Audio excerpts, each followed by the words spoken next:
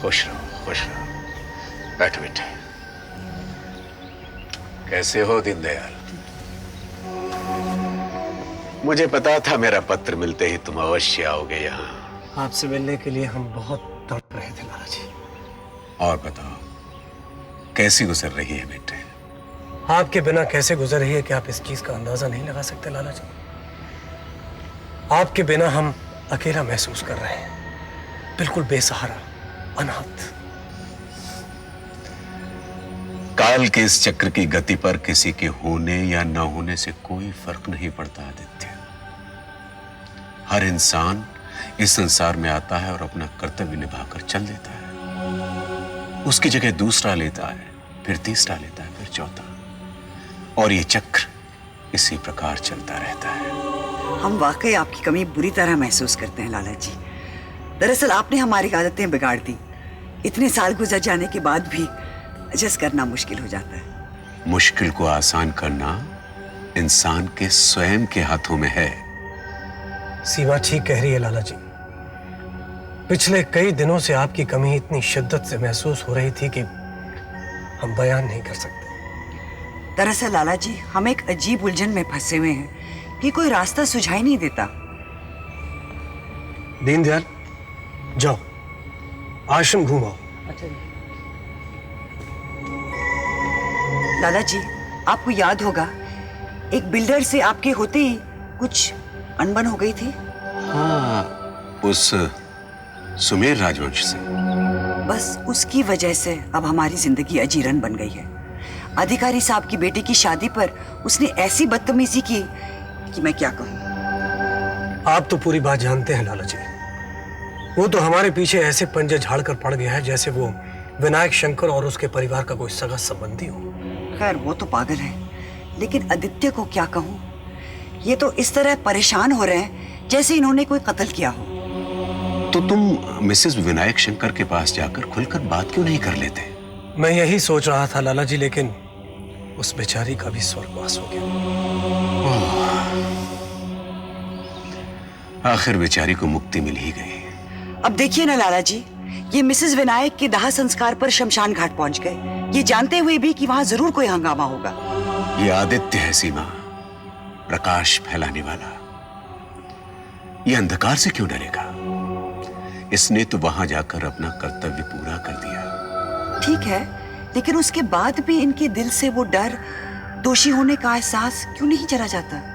बहुत कोशिश की लाला जी, बहुत कोशिश की, लेकिन कामयाब नहीं हो पाया। अब इसमें मेरा क्या कसूर? कसूर है क्योंकि तुम किसी और से नहीं डरते, स्वयं अपने आप से डरते हो। तुम्हें मालूम है भगवान श्री कृष्ण ने गीता में अर्जुन से क्या कहा था? उन्होंने कहा था, इंसान स्वयं ही अपने जीवन का उद्धार कर सकता है और वो स्वयं ही अपनी आत्मा को दुविधा से मुक्त कर सकता है। वो स्वयं ही अपना मित्र है और स्वयं ही अपना शत्रु। आदित्य, तुम अपने मित्र बनो, शत्रु नहीं। और फिर जो भूल तुमने की उसका प्रायश्चित तो तुम कब से करते चले आ रहे हो, तो तुम किसी से क्यों डरो? आप वाकई समझते हैं कि मैंने प्रायश्चित किया? ये तुम मुझसे क्यों पूछ रहे हो आदित्य? अपने आप से पूछो।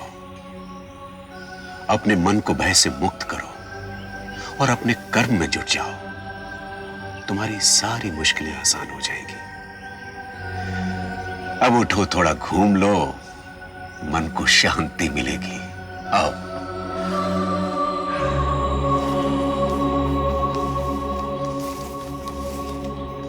और सुनाओ आदित्य। बस और क्या सुनाऊं लाला जी, एक दुविधा थी सो आपसे कह दी। बाकी रही कारोबार की बात तो आप खुद आके देखिएगा कि मैंने आपकी हर स्कीम को कैसे पूरा किया और कारोबार को और कितना फैलाया है। अरे बेटे, मैं कारोबार की बात नहीं कर रहा हूं। कारोबार में अब मेरी क्या दिलचस्पी? मैं तो तुम्हारी गृहस्थी की बात कर रहा था। अच्छा सीमा, तुम बताओ, वैशाली तो अब काफी बड़ी हो गई होगी। 7 साल की होने वाली है लाला जी। 7 साल की? काला है तस्मै नमः। वक्त बहुत तेजी से भागता है। मेरी समझ आज रात तुम लोग यहीं रह जाओ, नहीं लाला जी, अगली दफा वैशाली के साथ आएंगे तो 3-4 दिन रहेंगे। यहाँ पे काफी शांति है।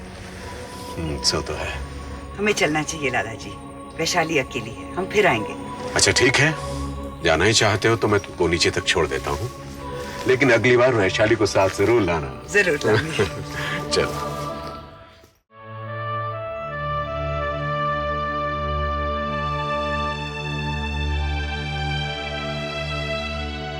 ये विशाल कहाँ है? आज स्कूल नहीं जाना उसे? माँ के कमरे में ही होगा। न जाने उसे क्या हो गया है। हर चीज माँ की ही तरह साफ करके रखता है, उसी सलीके से सजाता है। तुम्हें नहीं मालूम, वो माँ की एक फोटो को फ्रेम भी करवा कर ले आया है। उसे ही देखता रहता है बस। कभी कभी मुझे डर लगता है कि ये लड़का किसी दिमागी उलझन में न फंस जाए। हर 2 मिनट बाद माँ के कमरे में घुसकर बैठ जाता है। बहुत चुप चुप भी रहने लगा है। मैं उसका दिल बहलाने की कोशिश करती हूँ। 1-2 मिनट नॉर्मल होता है, फिर किसी ना किसी बहाने से दादी का जिक्र ले आता है और संजीदा हो जाता है। मैं कहता नहीं था तुमसे कि ये लड़का तुम्हारे हाथ से निकल जाएगा। 24 घंटे मां से चिपटा रहता था। बहुत प्यार करती थी वो उससे। उनकी तो जैसे जान थी विशाल में। वो तो गुजर गई, मगर ये हमेशा उन्हीं के ख्यालों से चिपटा रहता है। हमें विशाल को इस भंवर से किसी न किसी तरीके से निकालना होगा, वरना इसकी आने वाली जिंदगी पर बुरा असर पड़ सकता है। सुमेर, मैं सोच रही थी कि विशाल को किसी अच्छे से बोर्डिंग स्कूल में डाल दे तो। सोचा तो मैंने भी था, मगर तुम मां बेटे को अलग करने के ख्याल से डर जाता था। विशाल की भलाई के लिए मैं अपने सीने पर पत्थर भी रख लूंगी। कुछ एक बोर्डिंग स्कूल्स के बारे में मुझे मालूम है। मैं कल ही उन्हें प्रॉस्पेक्टस भेजने के लिए लिख देता हूं। अच्छा तुम नहा धो लो, आज ऑफिस जरूर जाना है। नहीं नहीं रेखा, वहां मन नहीं लगता। वहां का माहौल भी घुटा घुटा सा लगता है। समझ में नहीं आता क्या करूं। देखो जरा कौन है।